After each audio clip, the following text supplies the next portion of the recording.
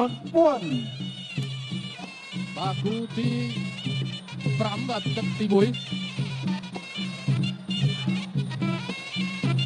បាទសូមជម្រាបជូនបាទកែតម្រូវបន្តិចបាទបកគោលខៀវបាទកីឡាករមកពីអ៊ីរ៉ាក់បាទនៅក្នុងប្រវត្តិប្រកួតដាក់ម៉ារ៉ុកបាទនៅក្នុងម៉ូរ៉ុកកូបាទអញ្ចឹងតាមព័ត៌មានច្បាស់ការបាទគឺមកពីអ៊ីរ៉ាក់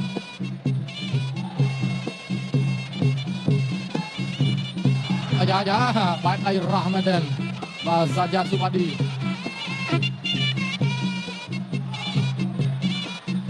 បាទគាត់ធ្វើបាទគាត់ចាត់រឿងមួយក្រហមបាទគឺចូលកាច់បត់ឆ្លេងអាយ៉ាបាទកាច់លាក់ទៅកាច់គ្រាកត្រង់នេះអាចញ៉ាំកដោស្ទូចូលមកបៃបាទបឡូធ្ងន់ក៏ពោះប៉ិនគ្នា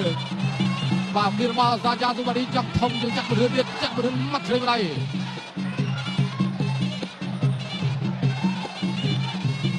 បាទឆ្វេងស្ដាំ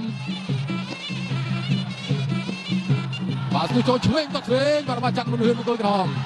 យ៉ាងបាច់ទៅហើយសាយ៉ាស៊ូម៉ាឌីស្ទូចូលវាយឆ្វេងស្ដាំឲ្យយកបាទកាត់ដៃរបស់ពុនហឿនបាទចំបាត់ទៅដល់ខ្លួនបាទវាយសម្ដៅគោលដៅបាទល្អមែនទែនមកឆ្វេងត្រង់នេះយុទ្ធរកនៅបកសោ 1 ចុកចោលដួលហើយបាទ 3 ទៀតរបស់ពុនហឿនយ៉ាង 4 5 6 7 8 9 10 អាចបន្តការប្រកួតបានទេបាទជង្គង់ឆ្វេងបាទចាក់ត្រង់នេះរបស់ចាំងប៊ុនហឿនបាទអាចថាជាកម្លាំងចិត្តបាទទទួលបាន1លានរៀលបាទពីស៊ីម៉ងអូតបាទប៊ុនហឿនផ្ដាច់លឿនតែម្ដង